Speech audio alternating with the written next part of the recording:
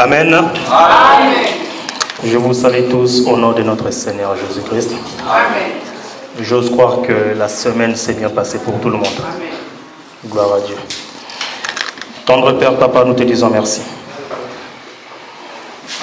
Papa, merci car tu nous as encore choisi, Papa, être les privilégiés pour écouter ta parole en cet instant. Papa, que seul ton esprit règne en ces lieux. Seul ton esprit prend le contrôle de ces lieux. Tout esprit qui ne confesse pas ton nom, que cela puisse être anéanti par la puissance de Jésus. Papa, dispose le cœur de chacun, afin que nous puissions, Papa, recevoir de quoi tu veux nous parler cet après-midi au travers de ta parole. Nous te disons merci, nous te rendons grâce, Papa. À ton nom, Jésus, que nous avons ainsi prié. Amen. Amen. Amen. Amen. Nous allons continuer notre enseignement du dimanche précédent. Et je vais juste faire un retour rapidement parce qu'il y a eu deux questions. La première, c'était par rapport, lorsque nous avions parlé de Noé. Nous avions dit que Noé avait pris les animaux pour leur faire rentrer dans l'arche. Je vais juste rectifier en disant que Noé n'avait pas pris tous les animaux, bien évidemment, parce que apparemment je n'avais pas précisé. Noé n'avait pas pris tous les animaux, c'est-à-dire ce n'est pas tous les animaux qui étaient rentrés dans l'arche. Mais Noé avait pris seulement un nombre qui était bien défini par Dieu afin qu'il puisse rentrer dans l'arche. Et ce nombre-là, nous disons que tous les animaux qui étaient rentrés dans l'arche, ils étaient rentrés pour former le corps. C'est ainsi qu'ils devaient venir auprès de Noé. Donc, je rectifie si je ne l'avais pas dit. Donc, Noé n'avait pas fait rentrer tous les animaux dans l'arche. Et la deuxième question, c'était par rapport au Christ. Lorsque nous avons lu, je crois que c'était dans le livre de Matthieu 3, je crois. Matthieu 3, 13. Lorsque Christ s'est présenté devant Jean-Baptiste pour le faire baptiser, nous avions dit que Christ est rentré dans l'eau. Or, pendant notre enseignement, nous avions dit que les eaux représentent les mondes. Christ qui devait rentrer dans l'eau pour être baptisé, c'est Christ-là devait rentrer afin de pouvoir sortir un peuple. C'est-à-dire le mouvement de baptême que Christ faisait, lorsqu'il rentrait dans l'eau, Christ était devenu comme un esclave. Parce que nous avions dit que dans les eaux, ce sont les grands poissons qui dominaient. Donc Christ, au moment où il rentrait dans l'eau, il est rentré comme un esclave, c'est-à-dire il était aussi dominé par des grands poissons. Mais lorsqu'il sort de l'eau, Christ n'était plus un esclave. Frère Vanet, la Bible atteste en disant que lorsque Christ est sorti, l'Esprit de Dieu est descendu sous une forme d'une colombe. Donc Christ qui sort des eaux, il ne sort plus comme un esclave, mais il sort comme un peuple libre. C'est ainsi que lorsque nous avions dit dans l'autre passage de Genèse, la Bible dit que Dieu a créé tous les animaux qui se trouvent dans les eaux, mais lorsque nous sortons des eaux, Dieu a créé seulement un seul oiseau. Donc, dans tous les oiseaux que Dieu a créés, Dieu les a réunis seulement sur un seul corps, qui est un seul oiseau, qui représente notre Seigneur Jésus-Christ. Donc, Christ qui rentre dans les eaux, il est rentré comme un esclave pour faire sortir un peuple, mais lorsqu'il sort des eaux, il ne sort plus comme un esclave, mais il sort comme un peuple libre. Et donc, nous, aujourd'hui, nous sommes un peuple que Christ était venu prendre dans les eaux, afin que nous puissions être un peuple libre. Que Dieu nous bénisse. Frère Gloire, s'il te plaît. Genèse 1er, à partir du 13e verset. Non, à partir du 20e verset jusqu'au verset 23. S'il te plaît. Dieu dit que les eaux produisent en abondance des animaux vivants et que les oiseaux volent sur la terre vers l'étendue du ciel. Dieu créa les grands poissons et tous les animaux vivants qui se meuvent, et que les eaux produisirent en abondance selon leur espèce.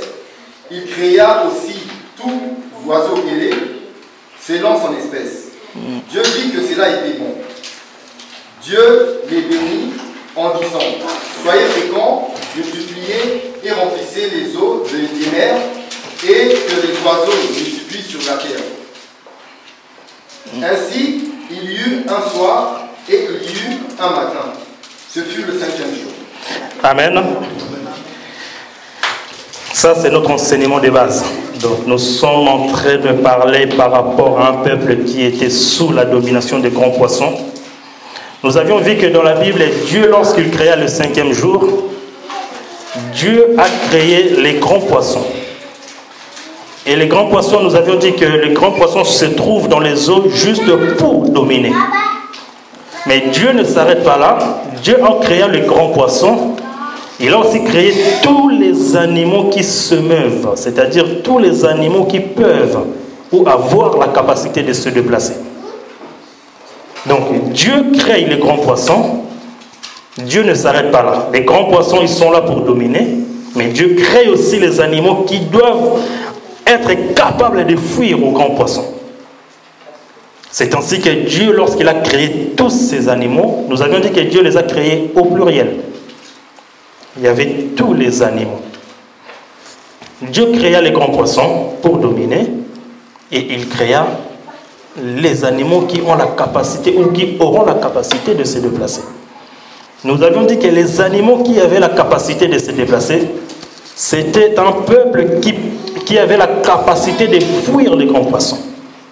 Or, ce peuple-là, nous sommes partis en touchant même les enfants d'Israël. Lorsque les enfants d'Israël sortaient de l'Égypte, nous avions vu que l'Égypte représentait les eaux. Les pharaons représentaient les grands poissons qui dominaient sur tous les animaux qui peuvent se déplacer, c'est-à-dire les enfants d'Israël. Or, aussi longtemps que les enfants d'Israël restaient en Égypte, cela veut dire que Pharaon continuait toujours à leur dominer. Ça veut dire que Pharaon prenait toujours l'autorité sur les enfants d'Israël. Mais il fallait que les enfants d'Israël sortent de l'Égypte afin qu'ils puissent devenir un peuple libre.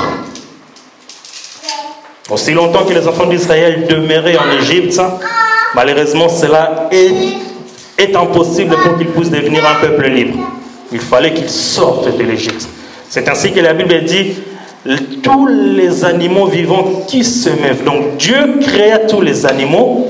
Dieu savait déjà que ces animaux-là, ce sont les animaux vivants. Mais lorsque Dieu a créé les grands poissons, la Bible ne nous a pas dit là où Dieu a dit, il a créé les grands poissons vivants. Il a créé seulement les grands poissons. Or, nous avons parti plus loin en disant que les grands poissons ne représentent rien d'autre que Satan qui domine ce monde. Parce que Satan, vouloir ou pas, il ne peut jamais avoir la vie. C'est ainsi que lorsque Dieu créa le 5e jour, la Bible nous atteste en nous disant que Dieu n'a pas créé les grands poissons vivants. Et la Bible a dit que Dieu a créé seulement les grands poissons et tous les autres animaux vivants. Dieu fait la différence. Nous sommes sortis de l'Égypte. Nous avions dit que aussi longtemps nous ne traversons pas la mer, Pharaon est toujours derrière nous. Il fallait que nous puissions traverser la mer afin que nous puissions vraiment se séparer des pharaons. Mais aussi longtemps nous sommes toujours du même côté. Les enfants d'Israël se sont dit que non, nous sommes sortis de l'Égypte. Nous sommes devenus un peuple libre. Mais en réalité, les enfants d'Israël n'étaient pas encore libres. Parce qu'ils continuaient toujours à fuir Pharaon. Cela veut dire que Pharaon était toujours derrière eux. Et aujourd'hui, malheureusement, nous avions des chrétiens, et les chrétiens qui représentent les enfants d'Israël. La chrétienté n'est pas un titre ou n'est pas un slogan que nous pouvons dire que non, je suis devenu chrétien, ma vie s'arrête là. Non. Nous sommes sortis des eaux, nous disons gloire à Dieu. Mais pour que nous arrivions dans le pays où habitent des géants, c'est tout un parcours à faire. Aujourd'hui, malheureusement, il y a des chrétiens fainéants, si je peux dire ainsi. Nous avions beaucoup de chrétiens fainéants.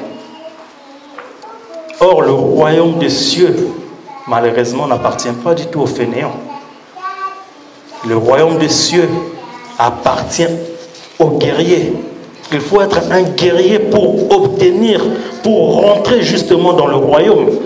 Vous avez envie dans la Bible, les enfants d'Israël, lorsqu'ils sont sortis, toute la génération qu'ils étaient sortis, la Bible dit que personne n'était rentré en Canaan.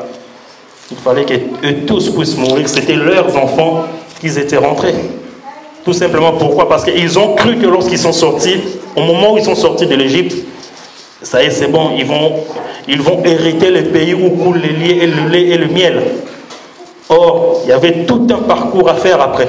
Il y avait tout un travail à faire. Aujourd'hui, les chrétiens ne veulent pas faire ce travail-là. Aujourd'hui, nous avons des chrétiens que des chrétiens de dimanche. Un chrétien, lorsque nous arrivons ici le dimanche, je suis un chrétien.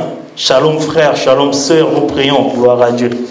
Mais au moment où nous sortons de ce lieu, nous reprenons notre habitude. Nous ne faisons plus l'effort que nous devons faire. Or, notre vie de tous les jours étant chrétien, c'est une vie que nous devons nous préparer à tout moment. Nous devons être prêts à tout moment. Parce que Pharaon est toujours derrière nous. Aussi longtemps que nous ne sommes pas arrivés dans le pays où coule le lait et le miel, Pharaon sera toujours derrière nous. Mais aujourd'hui, il y a des chrétiens fainéants. En tout cas, je vais marteler ce mot-là. Il y a des chrétiens fainéants. Et la Bible dit que le royaume de Dieu n'appartient pas aux fainéants. Frère Gloire, s'il te plaît, prends-nous la Bible dans le livre de Matthieu. Matthieu chapitre 11, 12e verset, s'il te plaît.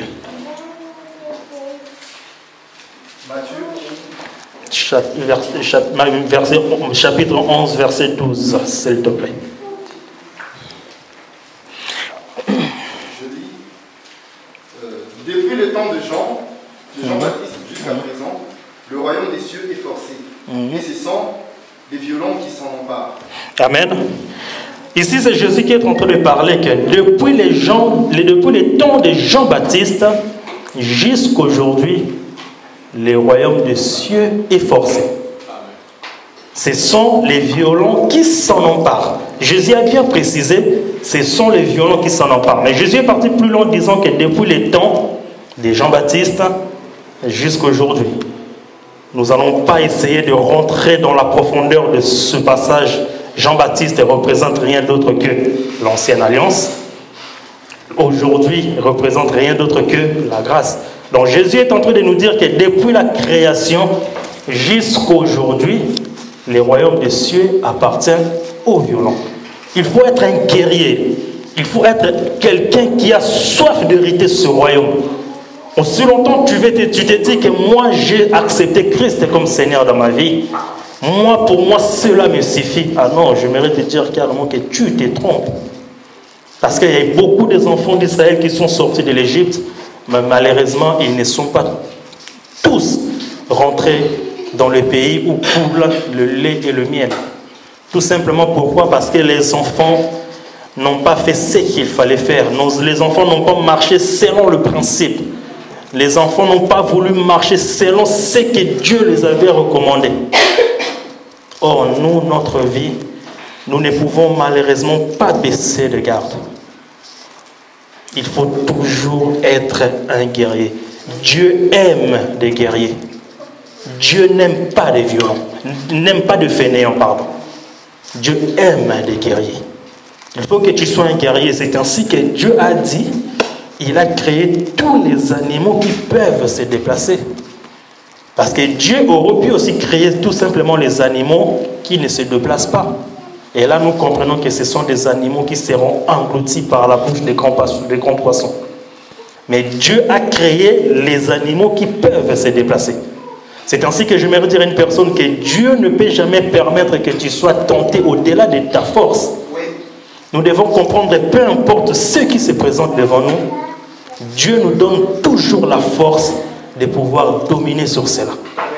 Mais cette force, la force est là, mais c'est à toi de prendre cette force et d'exercer. La force ne fera pas, la force ne va pas plutôt se manifester seule si toi, tu ne la prends pas. Tu dois prendre cette force et que cette force va agir en toi. Mais malheureusement, aujourd'hui, Nous avons des chrétiens fainéants. Des chrétiens qui n'aiment pas se déplacer. Les chrétiens qui se disent, moi j'ai accepté Christ comme Seigneur et Sauveur. Point barre. Je m'arrête là. Non. Christ a dit, allez faire de toutes les nations mes disciples. Les disciples que Christ est en train de dire d'aller faire, ce n'est pas de dormir. C'est un travail de tous les jours. Et Christ nous avertit en nous disant qu'il nous envoie comme de brebis au milieu des loups. C'est-à-dire que nous sommes persécutés à tout moment.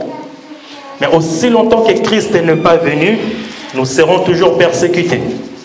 Aussi longtemps que nous ne sommes pas traversés la mer, nous serons toujours persécutés. Il faut que nous puissions passer de l'autre côté, afin que les pharaons qui nous suivaient, afin que les grands poissons qui nous suivaient, afin que Satan qui nous suivait, qu'il puisse être anéanti. Mais ça, malheureusement, nous n'avions pas de chrétiens, nous n'avions pas en tout cas beaucoup de chrétiens qui respectent ces principes-là. En tout cas, j'aimerais vous dire que le royaume des cieux, il faut être un violent, un guerrier pour s'en emparer. Si tu dors, si tu crois que le nom de Jésus dans ta vie, ça s'arrête là, non. Nous avons encore beaucoup de chemin à faire. Christ est venu pour nous baptiser de feu. Il faut que le feu brûle dans ta vie. Or, le feu, ce n'est pas le feu que nous voyons. Ce sont la persécution. Nous devons être persécutés pour Christ. Une personne qui aime la persécution, c'est une personne qui est guerrière. Ce n'est pas un fainéant. Mais malheureusement, il y a des chrétiens qui n'aiment pas la persécution. Il y a des chrétiens qui se disent, moi j'ai un problème, j'appelle mon pasteur, j'appelle mon daddy, et mon daddy va faire le travail. Mais lui-même, Dieu, la Bible dit qu'il nous a donné le pouvoir de marcher sur les serpents, sur les scorpions. Mais il n'y a pas de chrétiens, en tout cas, qui prennent ce pouvoir afin de l'exercer eux-mêmes. Ils courent toujours derrière le pasteur, derrière le docteur. C'est bien, nous disons gloire à Dieu. Mais Dieu t'a donné ce pouvoir-là. Tu as cette capacité d'exercer justement ce passage-là toi-même dans ta vie. Mais pourquoi tu ne le fais pas? C'est tout simplement parce que tu es un fainéant. Tu ne veux pas prendre le temps de prier pour toi-même. Toi, tu veux sortir dehors, tu veux aller prendre un verre, mais pendant que le pasteur prie pour toi. Et tu te dis que non, lui c'est mon daddy, il est là pour toi, c'est un ministre qui est là pour nous les bergers. Ah non. Non. Le ministre a pour but de perfectionner le corps du Christ. Mais toi, pour ta vie, tu dois te lever toi-même. Ce n'est pas mauvais d'aller voir un disciple, d'aller voir un ministre, pardon. Mais tu dois t'élever toi-même afin que tu puisses avoir la guérison par rapport à ta vie.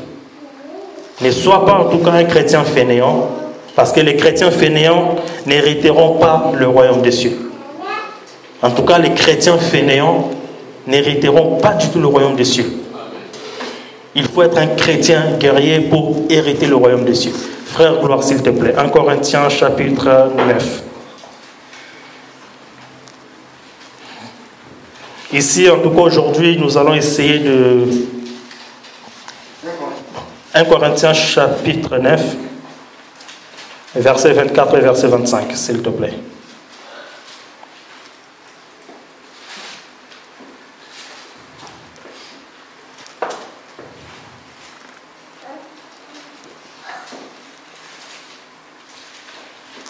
« 1 Corinthiens...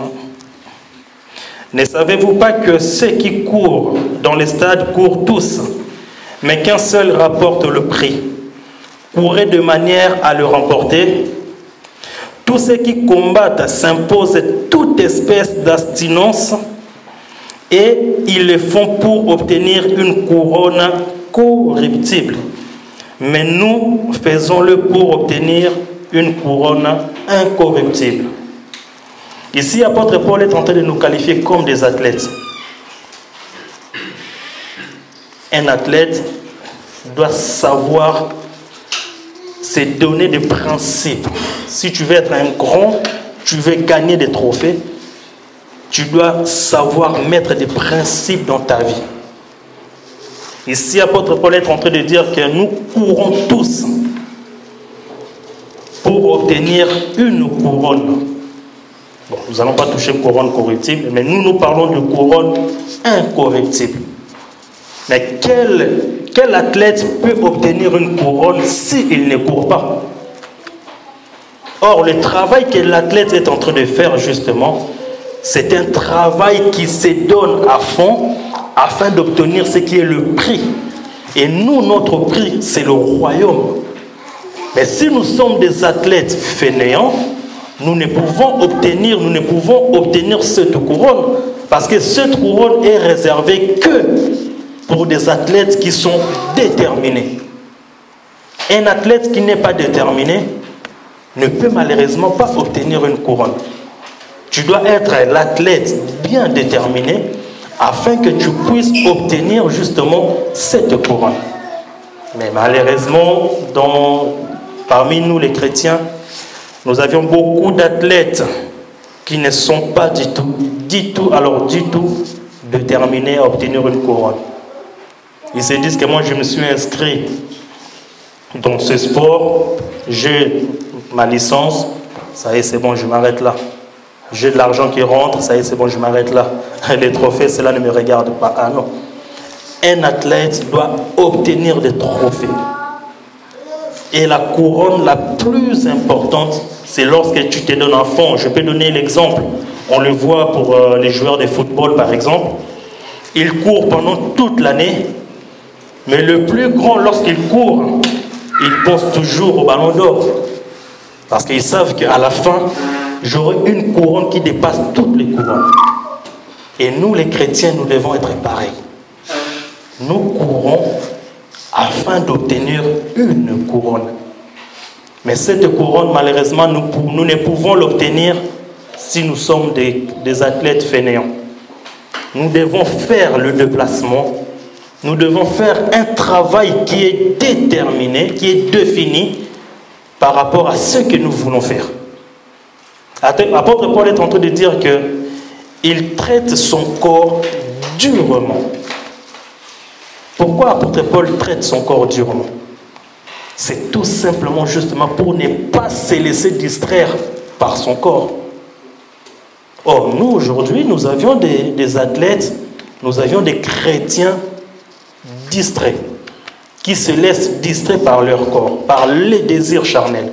Or, la Bible dit que les désirs charnels sont contraires à celles de l'esprit.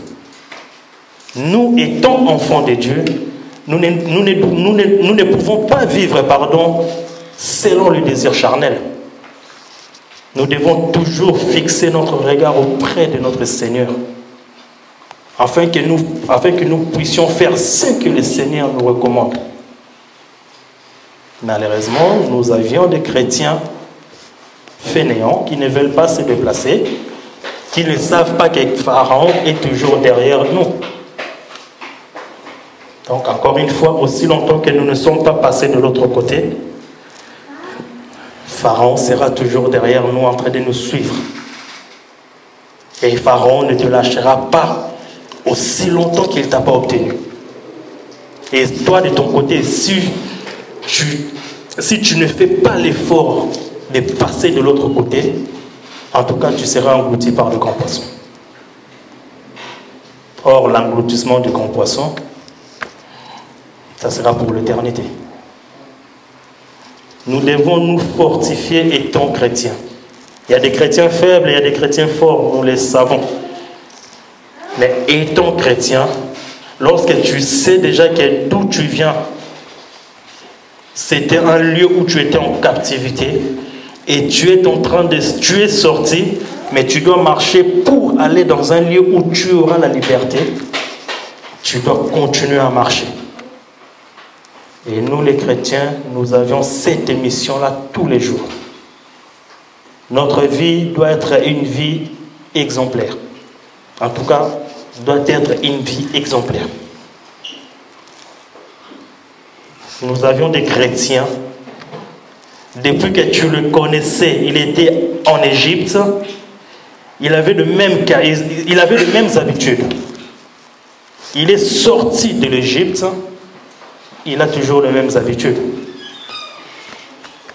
Or, si tu sors de l'Égypte, tu ne peux plus avoir les mêmes habitudes parce que les enfants d'Israël, au moment où ils sont sortis de l'Égypte, ils ne se considéraient plus étant esclaves. Mais toi, tu étais en Égypte étant esclave, tu sors de l'Égypte, tu sors de l'Égypte, tu es toujours l'esclave. Nous avions des chrétiens que leur comportement ne changeait pas. Ils ont fait des années dans la chrétienté, mais leur vie ne change pas. Tout simplement pourquoi? Parce qu'ils ne veulent pas faire l'effort. Ils ne veulent pas courir. Ils croient que non, moi j'ai accepté Christ et ma vie ne s'arrête là. Non. Christ nous demande de produire les fruits dignes. Or, toi tu es sorti de l'Égypte, mais tes fruits ne sont pas dignes. Quel chrétien es-tu? Es-tu un chrétien du dimanche? Un chrétien qui accepte de se déplacer? Ou un chrétien qui se contemple d'un titre de chrétienté? Nous devons savoir que notre vie ici sur la terre est une vie de combat. Et encore plus pour nous qui avons accepté Christ. Pour nous qui faisons l'effort de marcher selon ce que Christ nous recommande, nous aurons des combats tous les jours. Nous aurons des combats tous les jours. C'est ainsi que Christ lui-même nous a prévenus par rapport à cela, que nous sommes de brebis au milieu de loups. Frère Gloire, s'il te plaît. Prends-nous la Bible dans le livre de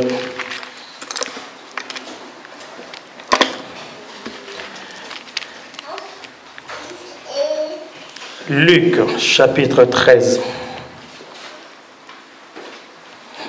verset 14. Non, verset 24, pardon. Luc 13, verset 24. Efforcez-vous d'entrer par la porte étroite, car, je vous le dis, beaucoup chercheront à entrer et ne pourront pas. Merci. Non, c'est bon. Donc, efforcez-vous d'entrer par la porte étroite, car je vous l'ai dit, beaucoup chercheront à rentrer et ne le pourront pas. Christ est en train de nous avertir, que nous devons rentrer par la porte qui est étroite. Or, une porte qui est étroite, pour rentrer là-bas, cela demande des gymnastiques. Cela demande des efforts pour rentrer dans une porte qui est étroite. La porte qui est là, c'est une porte qui n'est pas étroite. Nous avons la possibilité de rentrer facilement, de sortir facilement. Mais lorsque vous arrivez dans des pièces où il y a des portes, la porte, le point le plus haut fait par exemple 1,80 m, le point le plus bas fait par exemple 1 mètre. Pour que tu passes là, tu dois faire des mouvements, des physiques, des efforts pour passer. C'est ainsi que Christ est en train de nous avertir que efforcez-vous d'entrer dans une porte étroite. Parce que beaucoup voudrions rentrer. C'est ainsi que beaucoup des enfants d'Israël sont sortis.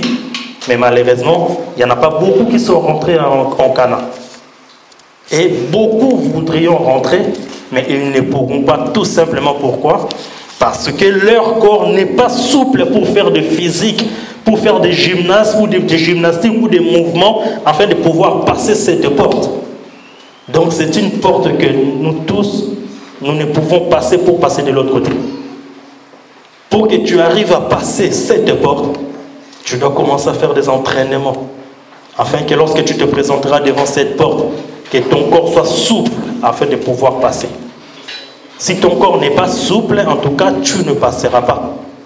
Mais j'aimerais dire à une personne que les efforts que tu feras finira par payer. Ça, c'est ce qui est merveilleux. Parce que tu fais des efforts pour passer sur une porte qui est étroite. Mais ces efforts ne resteront pas en vain. Ça sera des efforts payants parce que à la fin, quelqu'un verra que non, tu as fait tellement des efforts, et moi maintenant, il faut que je parle de toi auprès du roi.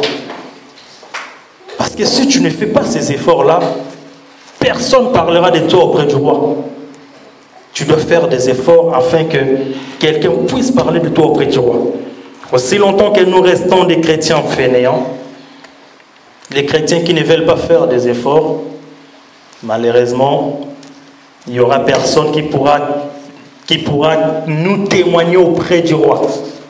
Fais-toi des efforts, fais-toi violence, et tu auras quelqu'un qui témoignera pour toi. Frère, gloire, s'il te plaît, nous aurons beaucoup de lectures et des explications en même temps. 1 Samuel chapitre 16.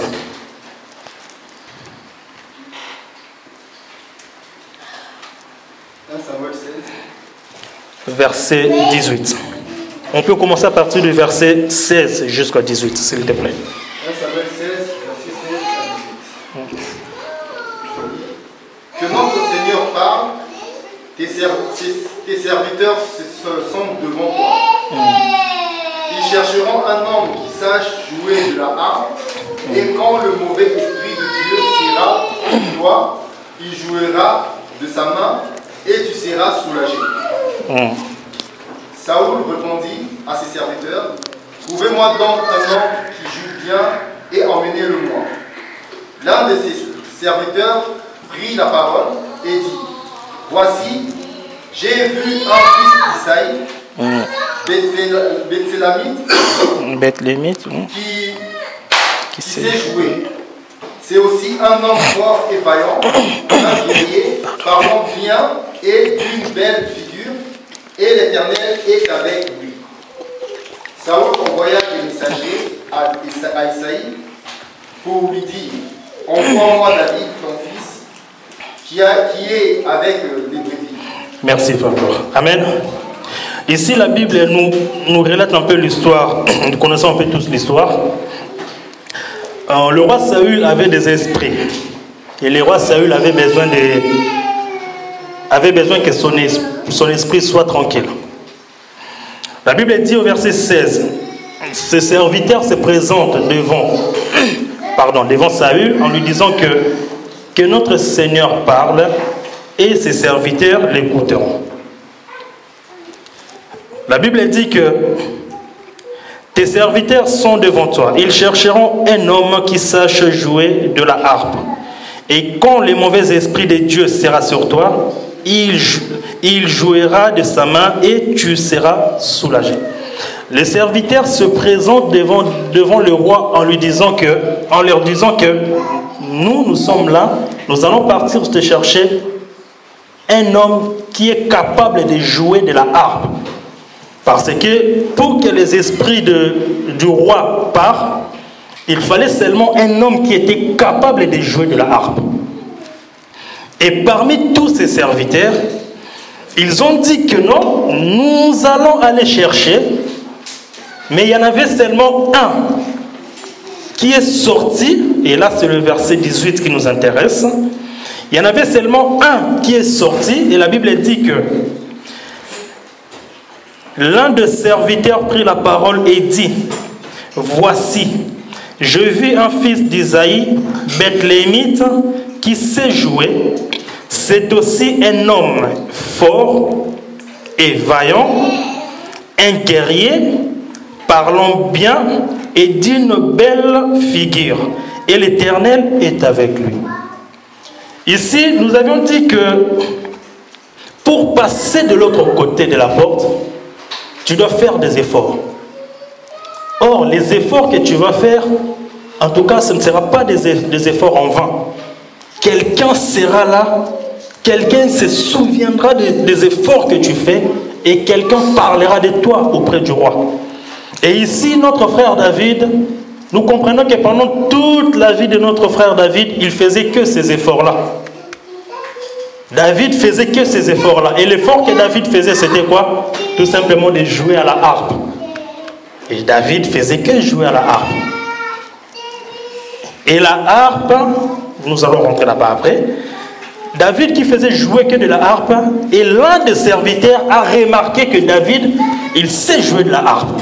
Or, la façon comment David joue, c'est justement cette façon-là que le roi en a besoin afin que les esprits qui le tourmentent puissent le quitter. Mais le serviteur ne s'est pas arrêté là. Le serviteur est parti plus loin en commençant à décrire maintenant notre roi David. Les serviteurs commencent à dire que le roi David, premièrement, c'est un fils bethléemite.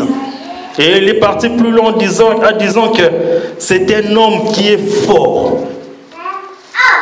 Nous avions dit que les fainéants, en tout cas, n'hériteront pas le royaume des cieux. Si tu n'es pas considéré comme un chrétien fort, en tout cas, tu auras du mal à se présenter devant le roi. Parce que ici, le serviteur est en train de faire, disons, de s'inventer de gloire, disons, des capacités que le roi David a. Il dit que non, c'est un homme qui est fort. C'est un homme qui est vaillant. C'est un guerrier. Et toi, tu veux être un chrétien, toi, tu veux rentrer. Tu veux passer de l'autre côté, c'est-à-dire tu veux rentrer dans le pays où coule le lait et le miel. Mais tu ne veux pas être un chrétien guerrier. Tu vas rester dehors. En tout cas, tu resteras de l'autre côté. Parce que premièrement, tu n'auras personne qui va témoigner pour toi. Tu n'auras personne qui va dire que non, le roi, lui, a toutes ces capacités-là. Il faut qu'il se présente devant toi. Or, ici, le roi Saül que nous voyons n'est rien d'autre que notre Père. Il faut que Christ voie en toi son corps. Il faut que Christ puisse, il faut que tu t'identifies dans le corps de Christ. Si tu n'arrives pas à être identifié dans le corps de Christ, en tout cas, tu ne peux se présenter devant le roi. Donc, si tu ne fais pas des efforts qu'un chrétien doit faire, tu resteras en tout cas de l'autre côté. Et de l'autre côté, nous le savions bien que c'est Pharaon qui nous attend de l'autre côté. Donc, si toi, tu veux passer de l'autre côté, tu veux te présenter devant le roi, en tout cas, tu dois faire des efforts. Tu dois orienter ta vie comme un vrai chrétien. Un vrai chrétien doit avoir l'amour. En tout cas, c'est difficile dans le monde auquel nous vivons. Mais en tout cas, il y a des chrétiens qui ont l'amour. Il y a des chrétiens qui respectent justement ce que nous sommes en train de lire. Amen. Il y a des chrétiens qui font en sorte que leur vie soit correcte avec les enseignements. Mais malheureusement, il y en a beaucoup qui ne font pas en sorte que leur vie soit correcte ou soit cohérente avec les Écritures. Et ça, malheureusement, étant un chrétien, tu es en train de perdre. Premièrement, tu perds ton temps pour rien. Parce que si tu fais semblant comme un chrétien semblanté, c'est mieux fais ta vie dehors. Comme ça, on le saura. On va savoir que lui n'est pas un chrétien. Il mène sa vie comme il le veut. Mais si tu veux être un chrétien, ta vie, tu ne peux plus la mener comme tu veux. Ta vie doit être identique à la vie de Christ. C'est ainsi qu'un disciple témoignera pour toi.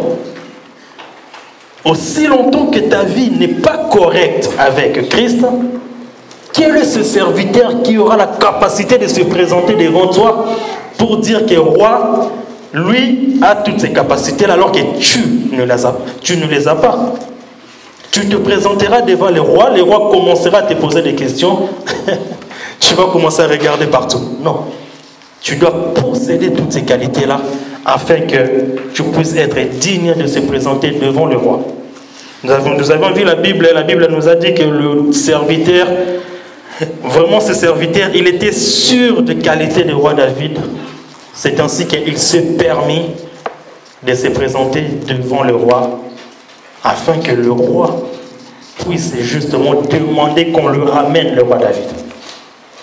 Ces passages, j'avais envie de rentrer dans ce passage-là, commencer maintenant à présenter détail par détail. Mais nous allons continuer un jour, si Dieu nous fait grâce, on en parlera sur 1 Samuel 16, 18, parce que c'est encore un autre enseignement qui se cache là-bas. Vraiment, c'est quelque chose de très grand. Mais en tout cas, nous devons savoir que nous, étant chrétiens, notre vie ne se limite pas à être appelé chrétien. Un chrétien, nous avons vu dans la Bible, lorsque les gens ont vu les disciples, ils ont dit que eux, ce sont des chrétiens, tout simplement parce qu'ils ont vu en eux l'image de Christ. Et nous, notre vie devait être aussi à l'image de Christ. Christ a dit aimez vos ennemis. En tout cas, nous avions des chrétiens, il était en Égypte. En tout cas, ces chrétiens-là ne partageaient pas. Ces chrétiens-là ne partageaient pas, comme on dit à Kabarate. Et ces chrétiens-là est venu, il est sorti de l'Égypte. Et jusqu'aujourd'hui, ces chrétiens-là ne cabent toujours pas. Donc, ces chrétiens-là a toujours la même identité qu'il avait en Égypte. Il est sorti de l'Égypte. Ces chrétiens-là restent toujours pareils. Nous connaissons des chrétiens rancuniers. Il était rancunier en Égypte. En tout cas, là-bas, nous n'allons pas te juger. Parce que tu étais en Égypte, tu étais rancunier. Oui, ça fait partie de ce monde-là. Mais tu sors de l'Égypte. En tout cas, tu ne peux plus être rancunier. Mais nous avions des chrétiens qui se disent chrétiens. Il y en a même d'autres qui se disent serviteurs. Mais non, ce sont des rancuniers. On se pose des questions. Es-tu un chrétien ou pas? Ou tu sais exactement qu'est-ce que cela veut dire le mot chrétienté? Il y a des chrétiens qui pensent qu'être un chrétien, c'est seulement un slogan. On m'appelle un chrétien, j'ai l'identité chrétienne. Ils pensent que cela suffit. Non. Être un chrétien demande beaucoup d'efforts. Christ est en train de dire que tous ceux qui veulent me suivre doivent porter leur croix. Mais Christ a précisé que moi je suis devant et vous devez porter la croix derrière moi. C'est-à-dire moi Christ, si je portais la croix, ben vous devez aussi porter la croix. Mais il y a des chrétiens aujourd'hui qui ne veulent pas porter la croix. Il y a des chrétiens qui se disent que Christ a tout accompli sur la croix. Christ a jeûné 40 jours, 40 nuits. Pour moi, ça suffit. Je n'ai pas besoin de porter la croix parce que Christ a dit que tout est accompli. Je ne vais pas porter la croix. Non. Nous devons porter la croix tous les jours. Or, la croix que nous portons n'est rien d'autre que les efforts que nous sommes en train de fournir pour arriver à la destination. Aussi longtemps que nous ne faisons pas ces efforts, nous aurons la difficulté ou nous aurons du mal à se présenter devant notre roi.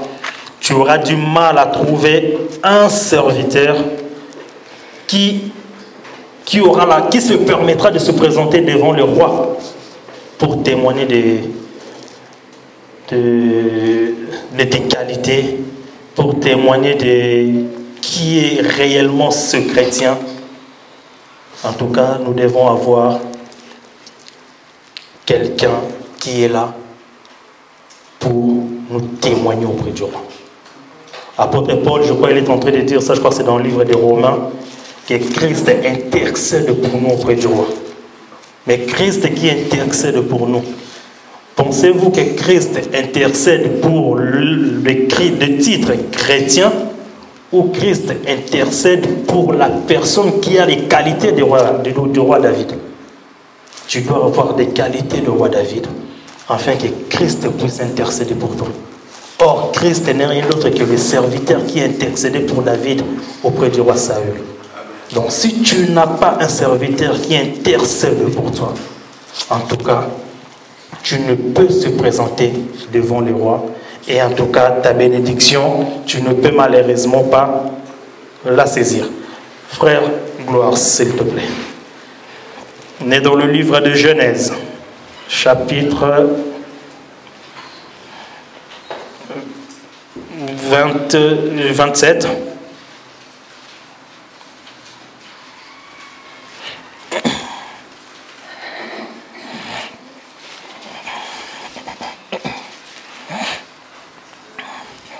Genèse chapitre 27, verset 21, verset 22. Excuse-moi, frère Gloire, avant de lire. Or, cette histoire, nous connaissons tous cette histoire. C'est l'histoire de Jacob, de Isaac, qui voulait bénir son fils aîné. Nous n'allons pas lire tout le chapitre pour manque de temps, mais on va juste lire justement les versets 21 et le verset 22, s'il te plaît. Isaac dit à Jacob, approche donc et je te touche, mon fils, pour savoir si tu es fils d'Ésaü, et si tu es mon fils d'Ésaü ou non.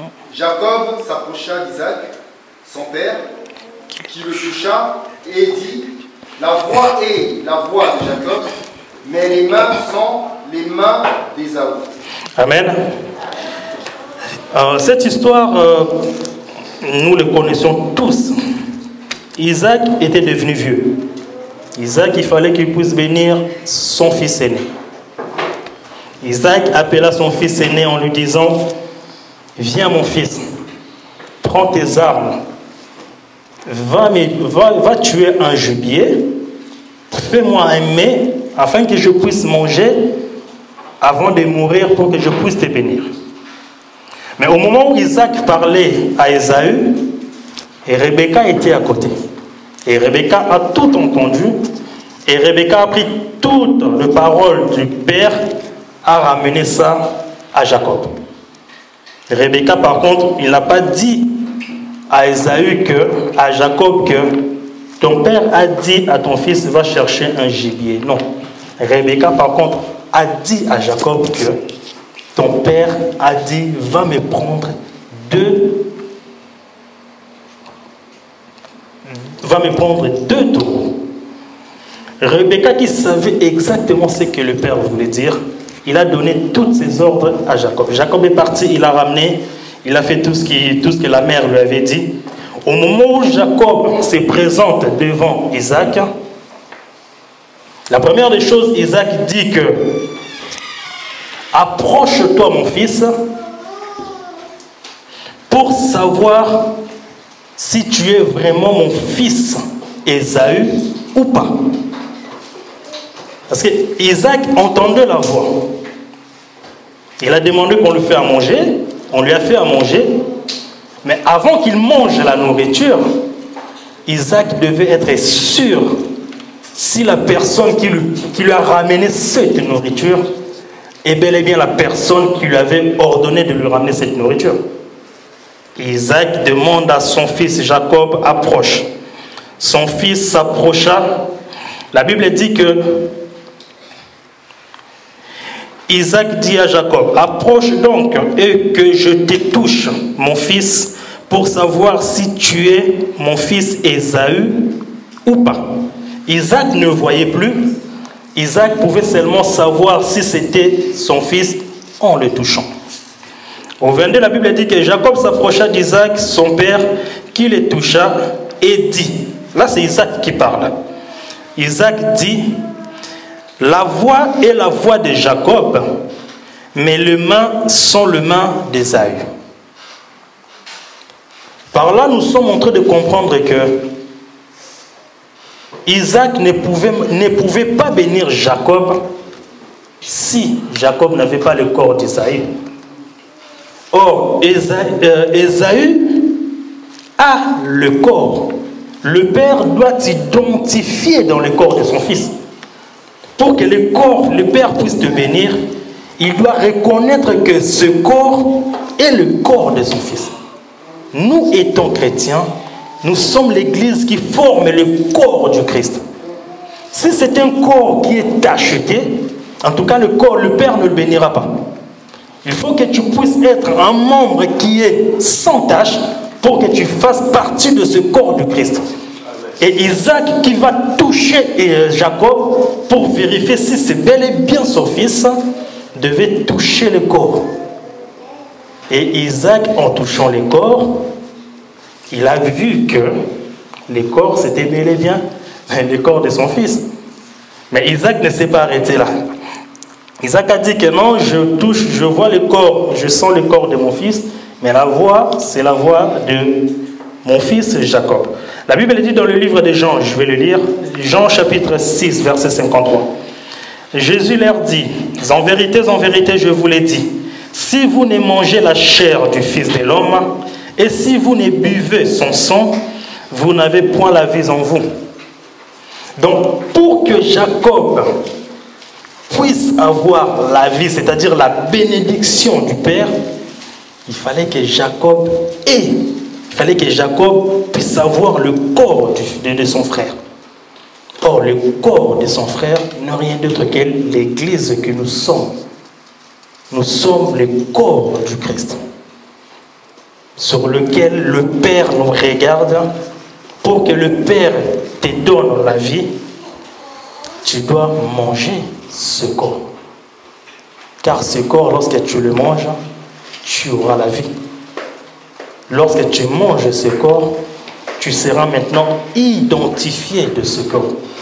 C'est-à-dire partout où tu marches, au lieu qu'on te voit, mais on ne te verra plus, on va commencer à voir que ce corps. C'est ainsi qu'Isaac n'a pas vu Jacob, mais Isaac a reconnu que ça, c'est mon fils Ésaü. Alors que c'était Jacob. Nous devons porter le corps de notre Seigneur. Nous devons manger le corps de notre Seigneur afin que tout ce que nous demanderons au Père, que cela soit exaucé. Parce que Christ nous a dit, nous devons manger son corps. Nous devons boire son sang. Et toute personne qui mangera son corps, tout ce que vous demanderez, Jésus est en train de dire ça dans le livre de Jean 14, 13. La Bible dit que tout ce que vous demanderez en mon nom, je le ferai afin que le Père soit glorifié dans le Fils. Nous allons demander toutes choses. Or, la chose que Jacob avait seulement besoin de demander au Père, c'était seulement la bénédiction. Jacob n'avait besoin de rien d'autre si ce n'est que la bénédiction que le Père pouvait donner à son fils. Or, nous savions tous que la bénédiction, c'est la vie. Donc, Jacob avait le corps de son frère, mais Jacob, le père, devait entendre aussi la voix de son fils, parce qu'il en avait deux.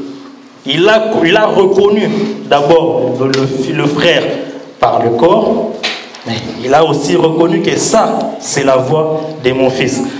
La Bible dit dans le livre de Romains chapitre 10, verset 17, « Ainsi la foi vient de ce qu'on entend, et ce qu'on entend vient de la parole du Christ. » Nous disons que Christ est lui-même Dieu.